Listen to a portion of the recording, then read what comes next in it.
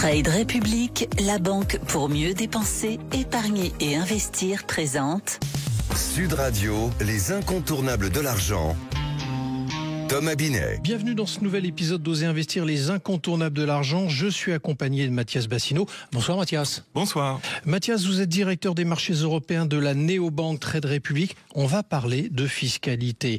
En quoi la fiscalité est-elle un vrai enjeu lorsque l'on parle de notre argent, Mathias ? Alors, c'est vrai que la fiscalité, c'est un sujet qui est aride. C'est difficile de comprendre la fiscalité en détail parce que c'est un sujet qui est devenu en France extrêmement complexe. Donc c'est un sujet dont on parle souvent au mois d'octobre quand il y a le débat sur le budget. C'est quelque chose qui a beaucoup occupé les discussions politiques en France depuis un an, mais qu'ensuite on a tendance à oublier. Donc la fiscalité peut avoir deux gros impacts sur votre vie financière et sur votre argent. Le premier, c'est au quotidien sur votre budget, puisque la fiscalité impacte votre budget du quotidien. Vous payez de la TVA quand vous faites des courses, vous payez de l'impôt sur le revenu évidemment en fonction de ce que vous gagnez. Si vous avez des revenus complémentaires, vous payez de la fiscalité dessus aussi. Et en fonction de comment vous structurez vos activités, surtout si vous êtes indépendant, ça peut avoir un très gros impact. Si vous êtes bien structuré, ça peut avoir un impact de plusieurs dizaines de pourcentages sur vos revenus. Donc sur les revenus, déjà c'est important à maîtriser, surtout avec l'individualisation des parcours de vie et de travail. Donc c'est vraiment un sujet qu'il faut intégrer. Et ensuite, bien sûr, la fiscalité a un impact considérable sur votre épargne et vos investissements à long terme. Alors, vous nous parlez du budget personnel, en l'occurrence, et je comprends bien, puisqu'on le prend en compte pour préparer les impôts. Mais qu'en est-il pour le capital, en revanche ? Pour le capital, ça peut tout changer, parce qu'on l'a déjà dit dans cette émission, il y a un truc qui s'appelle les intérêts composés, qui est extrêmement important pour construire du patrimoine à long terme. C'est-à-dire que l'argent que vous gagnez une année est réinvesti l'année d'après. Si vous payez beaucoup d'impôts sur les intérêts que vous avez générés, la boule de neige de vos intérêts composés va être plus faible.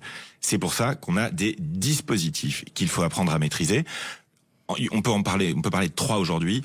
Le compte-titre pour investir sur n'importe quoi. Et là, vous payez 30% d'impôt sur les plus-values. C'est simple, c'est clair. C'est ce qu'on appelle le prélèvement forfaitaire.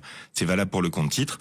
Pour le PEA, au bout de quelques années, le plan épargne en action, vous allez payer uniquement 17 et quelques sur vos plus-values. Donc c'est vrai que c'est beaucoup mieux pour vos intérêts à long terme. Enfin, sur l'assurance vie, vous avez d'autres types d'avantages fiscaux qui peuvent s'appliquer au bout d'un certain temps, au bout de plusieurs années. Et en particulier pour la transmission, pour la succession, c'est effectivement beaucoup plus intéressant de passer par l'assurance vie, par exemple. Donc maîtriser ça, ça peut tout changer. Pas uniquement pour payer moins d'impôts, mais surtout pour avoir davantage d'intérêts composés qui jouent. C'est très important. Si vous enlevez 2% à un investissement chaque année, c'est un exemple comme ça, eh bien, au bout de 20 ans, vous avez enlevé 100%. Donc, c'est très important de comprendre que des petits pourcentages d'impôts sur votre épargne et vos investissements, ça peut être un vrai problème. Alors, vous venez de parler des différents taux, mais concrètement, quels sont les effets ? Les effets, ça dépend beaucoup de la situation de chacun. On a beaucoup parlé des effets de la fiscalité pour les gros patrimoines, parce que c'est plutôt pour eux que les conseillers de gestion de patrimoine s'expriment, c'est plutôt pour eux que la question se pose. Mais ça a des gros effets aussi, potentiellement, sur les petits patrimoines. Un effet pervers que je veux mentionner ici, c'est que quand on augmente la fiscalité sur l'épargne et l'investissement, on repousse des gens de l'épargne et de l'investissement. Oui, d'accord. Et c'est ça le plus grave. Le plus grave, c'est que si on crée une fiscalité confiscatoire, comme on dit, sur l'épargne et l'investissement, ce qui est possible dans notre pays, où la fiscalité est instable, mais souvent élevée, on prend le risque de repousser les gens qui ont envie de s'y mettre. La flat tax, le prélèvement forfaitaire de 30%, qui est stable depuis 2017, c'est un impôt qui a baissé, qui est stable depuis 2017, ce qu'il rapporte à l'État a doublé en 6 ans. Donc avoir des impôts bas mais stables dans le temps, c'est la meilleure manière de gagner davantage d'argent pour l'État. C'est ce que je l'encourage à faire.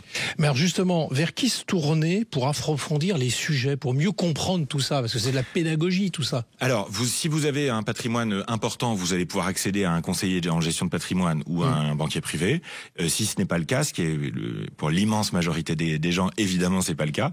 Eh bien là, vous avez à l'heure actuelle une nouvelle source d'information au-delà des institutions qui fournissent des contenus très intéressants, qui sont les créateurs de contenus. Vous avez des conseillers en gestion de patrimoine qui créent des contenus très intéressants. On peut mentionner Mathieu Louvet, par exemple. D'ailleurs, qu'on a reçu dans Oser investir un dimanche matin. Et Nicolas Chéron, et Camille Nicolas Jack, et il y en a d'autres qui font ça très très bien et qui expliquent ces sujets-là. Donc formez-vous, ça peut tout changer, mais pas pour les raisons que vous pensez. L'enjeu n'est pas de payer moins d'impôts sur le revenu cette année. L'enjeu, c'est de payer moins d'impôts sur les plus-values à long terme. Parce que c'est avec la boule des intérêts composés que ça marche le mieux.